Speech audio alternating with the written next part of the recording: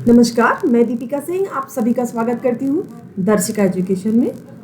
ये video learning from the beginning series का video है, यानी कि शुरू से शुरुआत। जो बच्चे जिन्होंने अभी तक ज्योग्राफी को नहीं पढ़ा है या जिन्हें स्टार्टिंग से ज्योग्राफी पढ़ना स्टार्ट करना है, तो ये वीडियोस और सीरीज उन लोगों के लिए है। ठीक है, इस वीडियो में हम ऐसे शब्द या ज्योग्राफिकल टर्म्स को समझने की कोशिश करेंगे जो बार बार इस्तेमाल होते हैं, हमने कई बार सुने हैं, लेकिन उस पर और अच्छी और बेहतर समझ हम इस वीडियो के थ्रू उन टर्म्स पे बनाएंगे। तो आइए चलिए शुरुआत करते हैं learning from the beginning series की। पहला शब्द है हमारा कॉन्टिनेंट। कॉन्टिनेंट यानी कि महाद्वीप। ठीक है, महाद्वीप हम किसे कहते हैं? तो समुद्र तल से ऊपर उठे विशाल भूखंड को हम महाद्वीप कहते हैं। इस पिक्चर में, इस मैप में आप देख रहे हैं, जितना भी ब्लू कलर का है वो समुद्र है और वाइट कलर का आपको दिख रहे हैं वो जमीन के हिस्से हैं। तो ये समुद्र से ऊपर उठे जमीन के बड़े बड़े भूखंड को हम महाद्वीप कहते हैं। हालांकि कॉन्टिनेंट कोई पर्टिकुलर डेफिनेशन नहीं है, पर फिर भी हम समझ सकते हैं कि जो जमीन के बड़े हिस्से हैं और जो स्पष्ट दिखाई दे रहे हैं, हम उनको महाद्वीप कहते हैं। हमारे महाद्वीप कितने हैं? 7 हैं अभी तक। लेकिन अब अपने जो भूगोलवेत्ता हैं उन्होंने 8वां महाद्वीप भी खोज लिया है। अभी 8वां महाद्वीप कौन है और कहाँ है, हम इसको बाद में पढ़ेंगे। फिलहाल हम 7 कॉन्टिनेंट देख लेते हैं कि वो कौन से हैं। तो देखिए, पहला है हमारा एशिया, दूसरा हमारा है अफ्रीका, तीसरे नंबर पे आपका नॉर्थ अमेरिका, फिर चौथे नंबर पे है आपका साउथ अमेरिका, 5वें नंबर पे है आपका अंटार्कटिका। यहाँ दिख नहीं रहा, इधर यहाँ नीचे, बिल्कुल नीचे, ये ऐसे ऐसे करके यहाँ है, यहाँ पर। ठीक है, ये अंटार्कटिका अपना। और 6वें नंबर पे आपका ये यूरोप और एशिया को आपको अलग डिवीजन देखा, तो यहाँ से तो इसका डिवीजन हो जाता है ऐसे करके। यहाँ से यहाँ पर यूराल पर्वत पड़ते हैं, यूराल माउंटेन्स है, पहाड़ है, और कैस्पियन सी, इसके द्वारा इनके कारण यूरोप और एशिया अलग होते हैं। तो यूरोप और एशिया किसके से अलग होंगे? तो यू सी याद रखिएगा, यू से यूराल और सी से कैस्पियन सागर। कहाँ से याद रखिए? सी से रखिए कैस्पियन सागर। ठीक है, और 7वें नंबर का हमारा ऑस्ट्रेलिया। आजकल एक वर्ड यूज हो रहा है ओसेनिया, ये क्या है हम इसको भी समझेंगे, और जो 8वां महाद्वीप है उसे भी समझेंगे। फिलहाल हम देख लेते हैं हमारे 7 महाद्वीप हैं और उनके क्या नाम है 7 महाद्वीप के।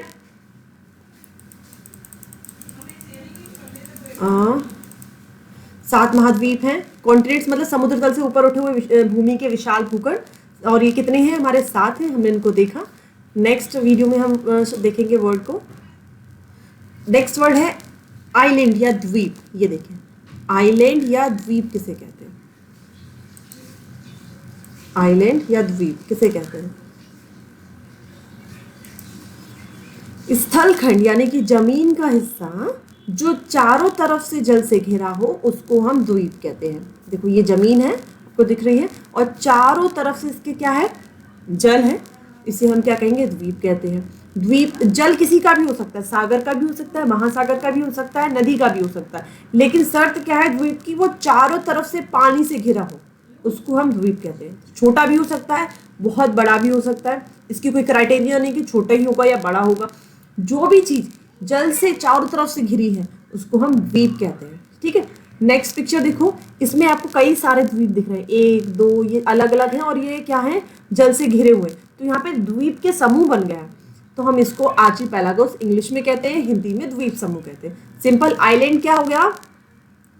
आइलैंड मतलब जमीन का हिस्सा चारों तरफ से जल से घिरा है, और कई सारे ऐसे हिस्से आपको दिखाई दे रहे हैं जमीन के, 1 2 3, काफी सारे, तो हम इनको द्वीप समूह अंग्रेजी में आर्चिपेलागोस कहते हैं। कंफ्यूज होने की जरूरत नहीं कि आर्चिपेलागोस नया वर्ड आ गया, क्या है, कुछ नहीं है। इंग्लिश में इसको आर्चिपेलागोस, हिंदी में द्वीप समूह। नेक्स्ट वर्ड देखिए, पेनिनसुला। इसको हम हिंदी में कहते हैं प्रायद्वीप। प्रायद्वीप क्या है? प्रायद्वीप जमीन का हिस्सा ही है, जमीन ही है। जैसे आपका क्या था? द्वीप थे वो चारों तरफ से घिरे थे, लेकिन प्रायद्वीप आपके सिर्फ 3 तरफ से पानी से घिरे रहते हैं। ठीक है, द्वीप और प्रायद्वीप में क्या अंतर है?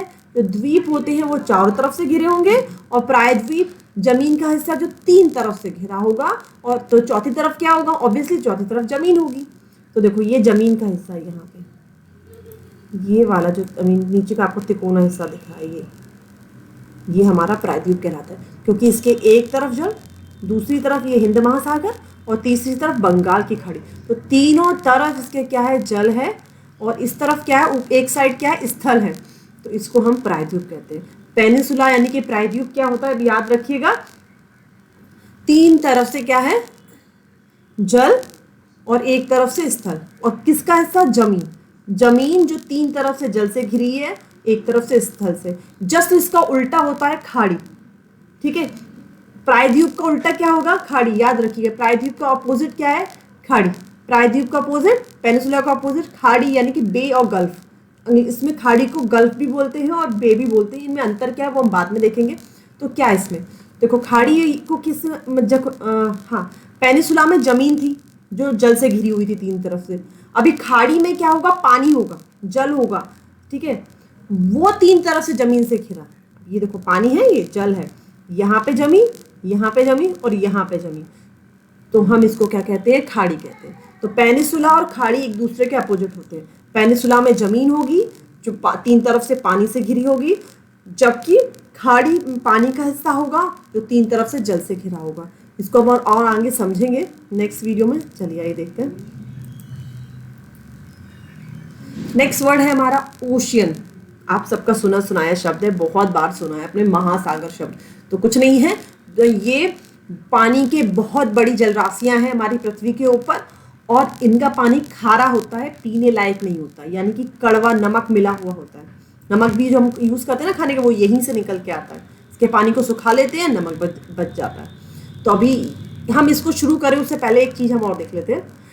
जब भी हम कोई पिक्चर पढ़ते हैं, मानचित्र पढ़ते हैं, हम इसे क्या करेंगे, अपने मन में बीच से काट लेंगे। अभी मैं आप लोग को दिखाने के लिए इसे कर देती हूँ। यहाँ से एक लाइन, मान लीजिए मैंने यहाँ से काट दिया, थोड़ा सा गलत है, थोड़ा सा और नीचे से काटते हैं, लगभग कुछ ऐसे ही है, एग्जैक्ट नहीं है, एग्जैक्ट लाइन में समझिए। अभी आप, मैं सिर्फ डायरेक्शन समझाने के लिए आपको बता रही हूँ। जब हम इसको इस तरह से बीच से अंदाज से मान लेंगे पिक्चर का, तो ऊपर का हिस्सा जो होगा वो हमारा नॉर्थ रीजन कहलाएगा, नॉर्थ का हिस्सा कहलाएगा, नॉर्थन हेमिस्फीयर कहलाएगा, उत्तर का कहलाएगा, उत्तरी गोलार्ध कहलाएगा, और नीचे का हिस्सा दक्षिणी कहलाएगा। अब हम ऊपर और नीचे शब्द इस्तेमाल ना करके, ऊपर के लिए हम उत्तरी इस्तेमाल करेंगे और नीचे के लिए दक्षिणी शब्द, दक्षिणी यानी कि साउथ, ठीक है। तो देखो ये पैसिफिक ओशियन है, यहाँ पर भी है, यहाँ पर भी है। ऐसा क्यों है, क्योंकि पैसिफिक ओशियन आपस में जुड़े हुए हैं। पृथ्वी गोल है, तो ये वाला हिस्सा हम इसको जब मोड़ेंगे तो ये वाला हिस्सा जाकर के किससे जुड़ जाएगा, इधर जुड़ जाएगा। इस पेज को आप, पन्ने को आप फोल्ड करो ना, इस वाले हिस्से को मोड़ करके इस वाले से चिपकाएंगे, तो ये और ये एक साथ, तो ये पूरा वही है। पिक्चर को हमने, पृथ्वी गोल है तो काट के देख, पढ़ने के लिए हमने काट लिया, तो इधर भी वही है, इधर भी वही है। अगर आप यहाँ से जाएंगे तो ये यहाँ पहुँच जाएंगे, ठीक है। तो पैसिफिक ओशियन, ऊपर वाला पैसिफिक ओशियन, प्रशांत महासागर को हमने नॉर्थ कह दिया, और नीचे वाले प्रशांत महासागर यानी पैसिफिक ओशियन को हमने दक्षिणी प्रशांत महासागर कह दिया। ऐसे अटलांटिक महासागर को देखिए, यानी कि अंध महासागर भी बोलते हैं हिंदी में से। ऊपर को हमने उत्तरी अंध महासागर अटलांटिक ओशियन, नीचे को दक्षिणी अंध महासागर कह दिया, ये इंडियन ओशियन हो गया, ठीक है। तो ऊपर वाले को हम क्या कह देंगे, उत्तरी, और नीचे वाले को दक्षिणी कह देंगे। नेक्स्ट, अब आगे देखते हैं। आपको जो ब्लू कलर का दिख रहा है, डार्क कलर का, वो पूरा आपका ओशियन है। तो अपनी पृथ्वी पे 70% लगभग जल पाया जाता है, और इसमें इसका सबसे ज़्यादा जल रहता है, किसका, महासागर का, ओशियन का। हमारे 5 महासागर हैं। पहला हो गया प्रशांत महासागर, ये दोनों साइड प्रशांत महासागर है। दूसरा अटलांटिक यानी कि अंध महासागर। तीसरा हमारा हो गया इंडियन ओशियन। चौथा हो जाएगा ऊपर का आर्कटिक ओशियन, और नीचे का हो जाएगा दक्षिणी महासागर यानी कि सदर्न ओशियन, ठीक है। भी नेक्स्ट देखते हैं।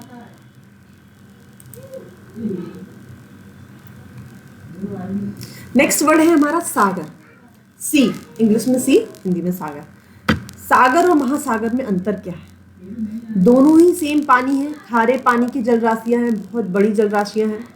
अंतर क्या है इनमें, अंतर ये है कि सागरों के आगे महा लग जाता है तो वो बन जाते हैं महासागर। महा मतलब बहुत ज़्यादा विशाल।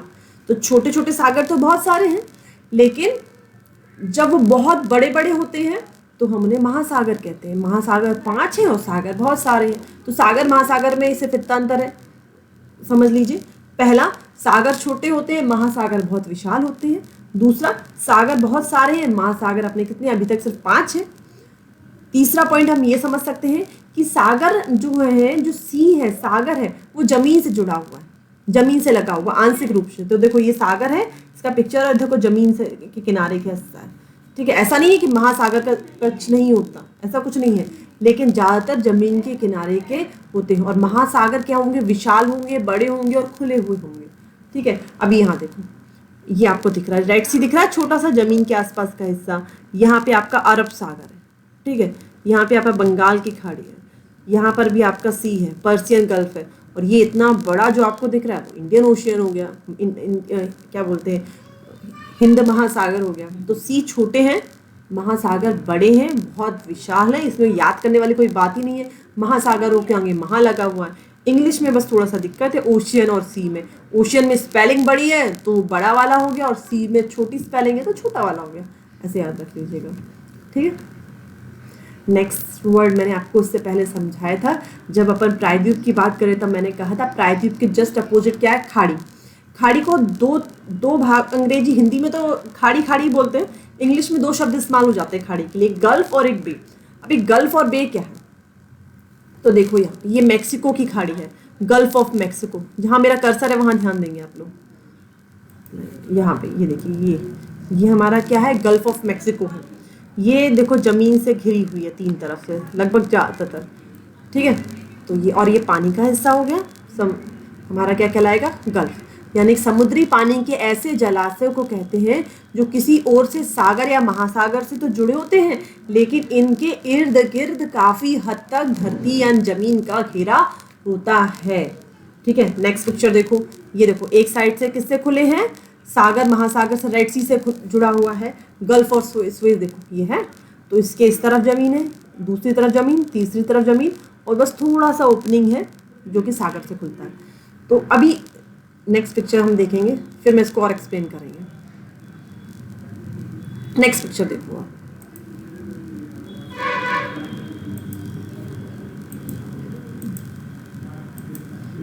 नेक्स्ट पिक्चर में आप देखो, ये इसको भी हम खाड़ी कहते हैं, खाड़ी, लेकिन इसे हम क्या कहेंगे, बे इस्तेमाल करते हैं। ऐसा कोई प्रॉपर क्राइटेरिया नहीं है दोनों का डिवीजन का, बस इतना अंतर अपन समझ लीजिए आप लोग अभी कि बे क्या है, ज़्यादा बड़े, ज़्यादा विस्तृत और खुले हुए हिस्से हैं, जबकि गल्फ का जो मुंह है समुद्र और सागर के लिए कम खुला रहता है, कम रहता है। तो देखो रेसिस्ट वाटर बॉडी के रूप में जाना जाता है, जो आंशिक रूप से भूमि से घिरा है और सीधे झील, समुद्र, महासागर जैसी वाटर बॉडी से जुड़ा रहता है। तो गल्फ ज़्यादा जमीन से घिरा होगा और कम उसका मुंह समुद्र की तरफ खुला होगा, जबकि खाड़ी का कैसा होगा, ज़्यादा खुला होगा, सागर की तरफ, सागर, झील या महासागर से ज़्यादा जुड़ा रहता है। देखो ये कितना बड़ा इसके ओपनिंग, यहाँ मैं जहाँ पे कर्सर कर रही हूँ देखो यहाँ पे ये कितनी बड़ी ओपनिंग, इधर भी देखो ये 3 तरफ से ज़मीन से घिरा है। इस जल को हम खाड़ी बोलेंगे, जमीन को खाड़ी नहीं बोलेंगे। पेनिसुला में जमीन को हम पेनिसुला बोल रहे थे, वो जल से घिरी हुई थी, और खाड़ी या गल्फ में किसको हम पानी के हिस्से को बोलेंगे, ठीक है। तो ये पानी का हिस्सा, इसे बे ऑफ बंगाल बोला, और ये 3 तरफ से ज़मीन से घिरा है। ये पानी का हिस्सा देखो 3 तरफ से ज़मीन से घिरा हुआ है, तो इस पानी के हिस्से को हम खाड़ी बोलेंगे, बे बोलेंगे। अब बे और गल्फ में अंतर आप देख लो, कुछ नहीं, पिक्चर आप देखोगे ध्यान से तो आपको खुद ही समझ में आ जाएगा। देखो इस पिक्चर को देखो, इसकी ओपनिंग कितनी छोटी है, ज़्यादा ज़मीन से घिरा हुआ है गल्फ। यहाँ देखो ये एक और गल्फ ऑफ स्वेज का पिक्चर है, गल्फ ऑफ इक्काबा, यहाँ देखो, यहाँ देखते हैं अभी। तो ये क्या है, कम खुला है सागर से, जबकि जो बे है वो ज़्यादा खुला है, ज़्यादा जुड़ा हुआ है महासागर से। इतना ही अंतर, दोनों ही क्या है, जल राशियाँ हैं, और दोनों ही जल राशियाँ ज़मीन से घिरी हुई हैं 3 तरफ से, लेकिन गल्फ में ज़्यादा ज़मीन से घिरी हुई है, इसकी ओपनिंग जो समुद्र की तरफ है वो कम होगी, जबकि जो बे है वो महासागर से ज़्यादा जुड़ा रहता है। इतना अंतर है। नेक्स्ट देखते हैं वर्ड। नेक्स्ट वर्ड है क्या है, स्ट्रेट, जल संधि, जल संयोगी या जल डमरू। जल संधि शब्द को आप समझ लीजिए तो आपको पूरा समझ में आएगा। जल में मतलब पानी, और संधि मतलब जोड़ना, संयोगी भी मतलब भी जोड़ना। तो दो जल को जोड़ने वाला जो रास्ता है उसको हम जल संधि कहते हैं। कैसे, देखो यहाँ पे मैं कर्सर इस्तेमाल करूंगी, वहां देखेंगे आप लोग। ये जल राशि है और ये वाली जल राशि, तो इन दोनों को कौन जोड़ रहा है? ये वाला रास्ता। ठीक है, इस रास्ते से ये जो रास्ता है इस वाले पानी को और इस वाले पानी को जोड़ने का काम कर रहा है, इसीलिए हम इस रास्ते को स्ट्रेट बोलते हैं, जल संधि बोलते हैं, जल संयोगी बोलते हैं। तो ये जो दो स्थल खंड हैं इनको अलग कर रहा है। अभी करना क्या? दो जमीन के हिस्सों को अलग करके दो जल राशियों को जोड़ना। तो जल संधि शब्द में आप समझ जाइए, जल को जोड़ने का काम कर रहा है। तो जल का रास्ता दो अलग अलग जल को जोड़ने का काम। ठीक है, तो ये जमीन और ये जमीन को अलग किया और इस वाले पानी को और इस वाले पानी को क्या किया? इस रास्ते ने जोड़ दिया। तो ये जल का जो रास्ता है, जल वाला, जल संधि है ना, तो जल वाला होगा, इसको हम जल संयोगी जल संधि कहते हैं। एक शब्द और इस्तेमाल होता है, जल डमरू। अब जल डमरू मत भी आप सब समझ लीजिए।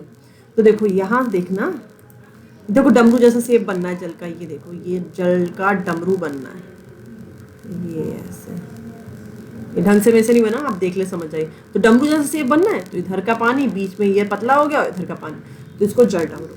तो याद रखने वाली बात सिर्फ इतनी है, दो जल को जोड़ने वाला रास्ता जल संधि कहलाता है। ठीक है, पानी का भी यहाँ देखो क्या परिभाषा में लिखा है हमने, पानी का ऐसा तंग मार्ग, तंग मतलब छोटा रास्ता, जिससे क्या हो, दो बड़े पानी के समूहों को जोड़ता हूँ, इस पानी और इस पानी को जोड़ने का काम कर, जिससे नौकाएं, शिप्स या छोटे छोटे जो जहाज हैं पानी के, वो गुजर कर एक बड़े जलाशय से दूसरे बड़े जलाशय तक जा सके। जमीन के हिस्से को हमने अलग किया और फिर उससे क्या हुआ, एक जलराशि दूसरे जलराशि से जुड़ गई, इसको हमने स्ट्रेट कह दिया। अब यहाँ देखो हमारे भारत में नीचे का हिस्सा ये है ना, ये भारत है, ये वाला हिस्सा मेरा कर्सर है वहाँ देखिएगा आप लोग, ये भारत है और ये आपका श्रीलंका है। अभी यहाँ पर ये जमीन है और यहाँ पर श्रीलंका की जमीन है, बीच में से देखो हल्का हल्का सा आपको रास्ता दिखेगा ये जो पानी जाने का, तो हिंद महासागर है ये वाला पानी कौन सा, हिंद महासागर का, और ये वाला कौन सा है, बंगाल की खाड़ी का। तो बंगाल की खाड़ी का पानी इस रास्ते से होकर के बे ऑफ बंगाल से जुड़ रहा है, तो इसे कारण हम इसे क्या कहेंगे, स्ट्रेट कहते हैं इंग्लिश में, हिंदी में जल संयोगी जल डमरू मध्य कहते हैं। यहाँ पर जो जल डमरू मध्य है इसका नाम क्या है, इसका नाम है पाक जल डमरू मध्य। ओशन में बहुत बार आता है कि पाक जल डमरू मध्य कहाँ है, तो याद रखिए ये जो रास्ता पानी का आपको दिख रहा है, भारत और श्रीलंका के बीच में जो ये पानी का जो रास्ता है, इसे हम पाक जल डमरू मध्य कहते हैं। ठीक है, अभी आपको समझ में आ गया होगा पाक जल डमरू मध्य क्या होता है। नेक्स्ट देखो वर्ड है इंग्लिश चैनल। इसे चैनल को सिर्फ इतना ही समझ लीजिए कि ये भी सेम स्ट्रेट की तरह है, पर स्ट्रेट में क्या रास्ता छोटा होता है और इसमें ज़्यादा चौड़ा होता है, यानी कि स्ट्रेट का जो बड़ा रूप हमारे सामने जब आएगा तो हम इसको चैनल कह देंगे। ये इंग्लिश चैनल का पिक्चर देखिए, ये देखो यहाँ पर क्या है, अंध महासागर है, अटलांटिक महासागर है और यहाँ पे नॉर्थ सी है। तो यहाँ से जो रास्ता है इससे ये पानी दोनों का आपस में जुड़ रहा है, डमरू जैसा शेप बनना है। ठीक है, तो ये लेकिन बड़ा रूप है तो इसको अपन चैनल बोल देंगे। छोटा होगा रास्ता तो स्ट्रेट, बड़ा होगा तो चैनल। ठीक है, अब ये इंग्लैंड का है जगह है और ये फ्रांस की जगह है, तो इसको ये अलग कर रहा है। ये रास्ता दो जमीन के हिस्से अलग हुए और पानी जुड़े, जल की संधि हो रही ना, तो जल जुड़ेगा और जमीन अलग होगी, तो हम इसको चैनल बोल देंगे। देखो यहाँ पर ये इंग्लिश चैनल है, पानी जा रहा है, ये इंग्लैंड हो गया, ये फ्रांस हो गया, पानी जा रहा है। जहाँ मेरा कर्सर घूमे आप लोग वहीं पर प्लीज़ देखिए, मेरा हाथ तो है नहीं मैं आपको दिखा सकूँ कि ये। ठीक है, नेक्स्ट वीडियो देखेंगे। ये इस्थमस यानी कि स्थल डमरू मध्य यानी संयोगी भूमि, ये जल डमरू मध्य के बिल्कुल अपोजिट है। जल डमरू मध्य में क्या हो रहा था, जल जुड़ रहा था एक रास्ते से। स्थल डमरू मध्य में क्या होंगे, दो जमीन के हिस्से जुड़ेंगे जमीन से, और अलग कौन होगा, अलग होंगे सागर, अलग होंगे। ठीक है, जल डमरू मध्य में हमने देखा कि जल जुड़े और जमीन अलग हुई, जल का संयोग हुआ जल डमरू मध्य में, और स्थल डमरू मध्य में क्या होगा, भूमि जुड़ेंगी और सागर यानी कि पानी के हिस्से अलग होंगे। तो देखो ये जमीन का हिस्सा हो गया, एक ये लैंड मास हो गया, ये लैंड मास हो गया, और ये जमीन का जो रास्ता हो गया, इससे ये वाला जमीन और ये वाला जमीन का हिस्सा जुड़ रहा है और ये सागर और ये वाला सागर क्या हो रहा है, अलग हो रहा है। तो हमको इसको स्थल डमरू मध्य या स्थमस कहते हैं, भूमि संयोगी कहते हैं। बिल्कुल उल्टा है जल डमरू मध्य का। जल डमरू मध्य में जल जुड़ रहे थे और स्थल डमरू मध्य में स्थल जुड़ेंगे और स्थल का डमरू जैसा शेप बनेगा। ठीक है, नेक्स्ट पिक्चर है, इसमें हम जो भी अभी तक हमने पढ़ा हम उसको एक बार रिकैप कर लेते हैं, कहाँ पर कौन कौन से पिक्चर हमने पढ़े और वो कहाँ कहाँ बनते हैं। एक सबसे पहला पल हमने पढ़ा था कॉन्टिनेंट। तो ये कॉन्टिनेंट्स हो गए, ज़मीन के कितने बड़े भूभाग हैं जो समुद्र से ऊपर उठे हुए हैं। ये आपका यूरोप हो गया, यहाँ पे एशिया हो गया, ये ऑस्ट्रेलिया होगा और ये सारा न्यूजीलैंड वगैरह ये सब मिला करके पूरा पॉलिनेशिया मैक्रोनेशिया मिला करके हमारा क्या बन जाता है, ओशेनिया। अब ये क्या होता है पॉलिनेशिया वगैरह सब, तो वो ऑस्ट्रेलिया, तो हम जब ऑस्ट्रेलिया का पढ़ेंगे तब हम इसको समझेंगे। ठीक है, नीचे का हमारा क्या है, अंटार्कटिका। ये क्या हो गया, कॉन्टिनेंट। सेकंड चीज हमने पढ़ी थी आइलैंड। तो आइलैंड में हमने पढ़ा कि जमीन का हिस्सा जो चारों तरफ से पानी से घिरा हो। जहाँ मेरा कर्सर चल रहा है प्लीज आप लोग वहाँ देखिएगा, ये देखो ये जमीन का हिस्सा मेडागास्कर है, चारों तरफ इसके पानी है, तो इसको हम क्या बोलेंगे, मेडागास्कर को। मेडागास्कर भी द्वीप है, ये कंट्री भले ही हो लेकिन है क्या, ये द्वीप है। अब यहाँ पे श्रीलंका देखो, श्रीलंका भी चारों तरफ से पानी से घिरा हुआ है, तो ये भी क्या हो जाएगा, द्वीप है। यहाँ पे मालदीव देश है, तो मालदीव भी चारों तरफ से पानी से घिरा द्वीप है। यहाँ पे आपको ये पार्ट्स दिख रहे हैं चारों तरफ से पानी से घिरे हुए हैं, ये भी क्या है, सारे आइलैंड है, द्वीप है। ये ग्रीनलैंड आपको दिख रहा है, ये आपको मैं पहले भी बता चुकी हूँ, ये भी एक द्वीप है, चारों तरफ से पानी से घिरा हुआ है, इसलिए द्वीप है। और ये सबसे बड़ा द्वीप है। अगर क्वेश्चन आता है कि सबसे बड़ा आइलैंड कौन सा है, सबसे बड़ा द्वीप कौन सा है, तो यही है ग्रीनलैंड। और ये डेनमार्क के कंट्रोल में है। किसके कंट्रोल में है, किसके पावर में है ये, या किसके अंडर में है, तो डेनमार्क कंट्री के अंडर में। ठीक है, तो दो वर्ड आपको समझ में आया, कॉन्टिनेंट समझ में आया, बड़े बड़े हिस्से जल से घिरे हुए, इनमें कई सारे देश होते हैं, एक देश भी हो सकता है, बहुत सारे देश भी हो सकते हैं, ये अपवाद है। नेक्स्ट है, हमने समझा आइलैंड समझा, फिर हमने देखा प्रायद्वीप। प्रायद्वीप यानी कि जमीन के हिस्से जो तीन तरफ से जल से घिरे हैं, जमीन जो तीन तरफ से जल, आइलैंड में चारों तरफ से और प्रायद्वीप में तीन तरफ। इसका जस्ट अपोजिट हमने देखा था खाड़ी। खाड़ी यानी कि पानी का हिस्सा, ये देखो जैसे बे ऑफ बंगाल है ना, बंगाल की खाड़ी, तो ये क्या है, तीन तरफ से किससे घिरी हुई है, जमीन से। इसको गल्फ भी बोलते हैं। जब इसका गल्फ क्या होता है, ज़्यादा ज़मीन से घिरा है, और खाड़ी यानी कि बे कम ज़मीन से घिरी हुई है, खुला हुआ है, सागर से ज़्यादा जुड़ा हुआ है। नेक्स्ट हमने क्या देखा था, आइलैंड देख लिया, कॉन्टिनेंट हो गया। इसके बाद हाँ हमने ओशियन देखी। ये ओशियन जो बड़े बड़े जल की राशियाँ आपको दिख रही हैं 5, एक ऊपर आर्कटिक, ये नीचे और ये सदर्न। तो ये बड़ी बड़ी जल राशियाँ जो हैं इनको हम ओशन कहते हैं, महासागर कहते हैं। जबकि छोटे छोटे जमीन से लगे हुए जो पास में जो हैंगे उनको हम सी या सागर कहते हैं। कैरेबियन सागर हो गया आपका, यहाँ पे नॉर्थ सी है इतने में, और ये बाल्टिक सी है, ये सब। फिर हमने एक और देखा स्ट्रेट। स्ट्रेट में क्या देखा, एक जमीन और दूसरी जमीन को अलग करके इस पानी को इस पानी से जोड़ना, यानी कि ये इंडियन ओशन है, यहाँ से एक रास्ता गया है, कहाँ से, इंडिया और श्रीलंका बीच में। आपको क्लियर नहीं दिख रहा होगा, जूम करने पे आप दिखेगा, इंडिया और श्रीलंका के बीच में एक रास्ता है, उससे इंडियन ओशियन का पानी बंगाल की खाड़ी के पानी से जुड़ पाता है, तो हम इसको स्ट्रेट कहते हैं। ठीक है, जब ये बड़े रूप में होगा तो हमको चैनल कहेंगे।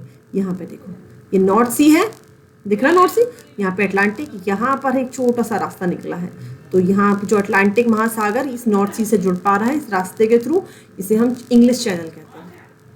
ठीक है, तो लगभग सारे हमने टॉपिक्स अभी जो वर्ड्स हैं वो कवर किए। हम आगे और भी ऐसे टिपिकल वर्ड्स को कवर करेंगे जिससे कि ज्योग्राफी के टर्म्स में और ज्योग्राफी को समझने में हमें आसानी हो। बहुत बहुत धन्यवाद आप सभी का, पढ़ते रहिए।